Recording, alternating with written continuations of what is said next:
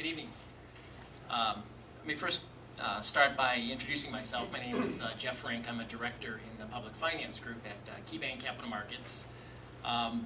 Equally importantly, in my mind, is, and not just because I'm here, but I'm a proud graduate of Cleveland Heights High School, a resident of Cleveland Heights, and especially a proud father of for two students in the elementary school of Roxborough in the Heights District. So very pleased to be here. Thank you for your time and consideration. And also want to extend my thanks to both Scott Gaynor, of course, and David C. They've been very valuable with their time in discussions with our team on this, what I believe to be an exciting project. Realize we'll be somewhat brief tonight, and we'll certainly be looking to get into a much lengthier discussion and answering questions in more detail at future meetings, including potentially a work session. But my role is as an investment banker on behalf of the city to structure and sell to the market their municipal debt. And so when they went and looked at doing this project, they knew they'd have to take on debt, whether it be through a tax increment financing district or a portion of the debt that they would issue kind of under the own auspices of their governmental powers. That is to be the case, and as I said, we'll certainly be happy to get into and expect to get into all the specific numbers with you. But really what a tax increment financing district is, and you guys have certainly talked about it before and had other presentations about it, but it simply is taking the increased or a portion of the increased real estate taxes that are created by a new development and using that to pay off debt that's issued up front to offset some of the increased development costs that communities face. I don't think it's much debatable that inner ring cities or central or core cities face an imbalance when it comes to developing properties versus greenfields or outlying suburbs. Land acquisition costs are more expensive in communities such as ours. There's typically environmental issues with properties such as this one versus cornfields or green fields where property is usually easily accessible. And lastly, you typically have to deal with numerous property owners to assemble a piece of property that's large enough to be developed to the stature that the Coral Company is referring to. And dealing with multiple property owners always will lead to larger acquisition costs than dealing with an outlying suburb that has one greenfield and one owner. So many a times, not just in the state of Ohio, but throughout the country, and our bank does a lot of this work throughout the country as well, many a times communities will look to tax increment financing to simply, by no means enrich the developer, but simply to level the playing field so that their community is able to have a similar development to a community that has lower development costs to begin with. And so that's really, I think, in the spirit of a partnership, why we are here, why the city is attempting to partner with the developer and do this, because I think there is the need, and it bears out in the economics of the project, for a project such as this to go forward. There is the need for a tax increment financing district to offset the increased costs with this project and allow the project to move forward.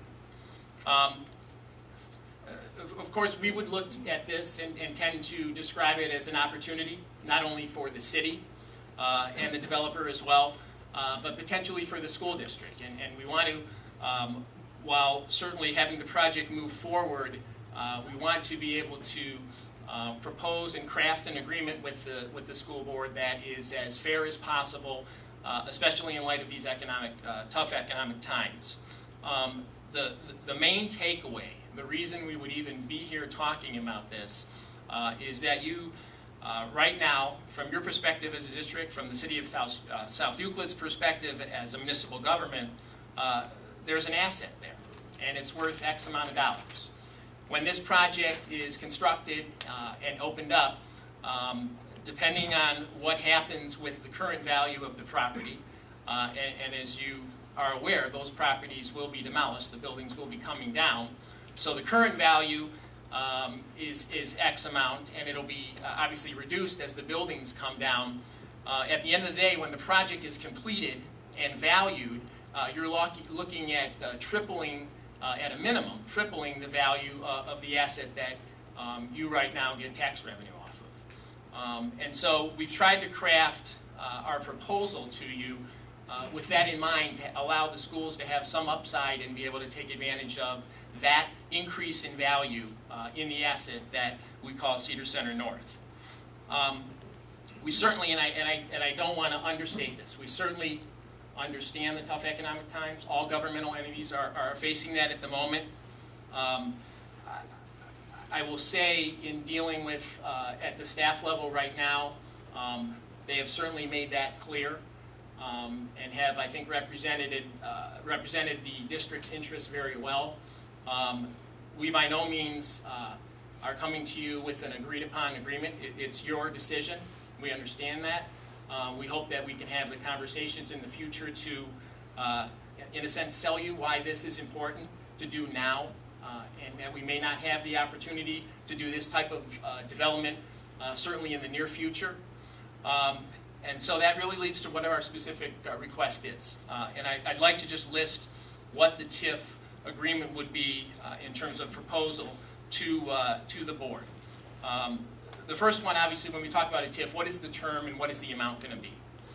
Because of that differential in development costs, the proposal on the table to the schools from the city at this moment is a 100% TIF for 30 years.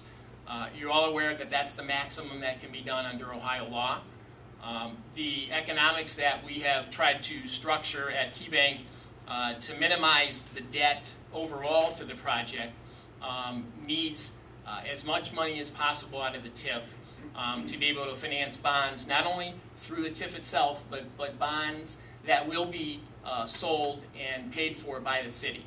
And we certainly will get into that in its specifics, but it is clear, and the city acknowledges this, the city will have to issue bonds, and is prepared to do so, issue bonds on their own outside of the TIF to complete the financing package for this. So the city is, and this is actually one of the points I'd like to point out in a minute, the city is prepared to issue its own debt and is not looking for the schools to subsidize their own debt. They will pay out of their own funds over the 30-year period dollars on their portion of the debt that is over and above what the TIF is expected to generate. The second point in the proposal is that all future levies from the school district would be flow back to the district, so that if you pass any future levies from the outset of the TIF through the sunset of the TIF over those 30 years, that you would have and receive all real property tax revenue associated with those new levies off of the full value of the site, which, as we said, that asset will triple, and under some calculations should approach 6 times its current value. I believe you have, but we will look forward to getting into more detail a projected analysis of revenue of this project, both for the city and the schools. I want to say right up front, we did it as a starting point. I think in the cover memo we pointed out that there are some items that we are not the experts in when it comes to the school side of the equation. Had some preliminary feedback from school staff. So we look forward to reviewing that with you in detail and frankly getting your feedback and input on that. Because at the end of the day, we want the schools to win, we want the city to win, and I don't think it's a bad thing to say we want the developer to win, because the developer needs to win in this for the community and the governmental entities to win in this. It's going to do no good to open up a shopping center and then a few years later we're back to vacancies and on the residential side, if for some reason that didn't work. So the project has to be successful, and we have to prepare it to be successful for all of us to win from it.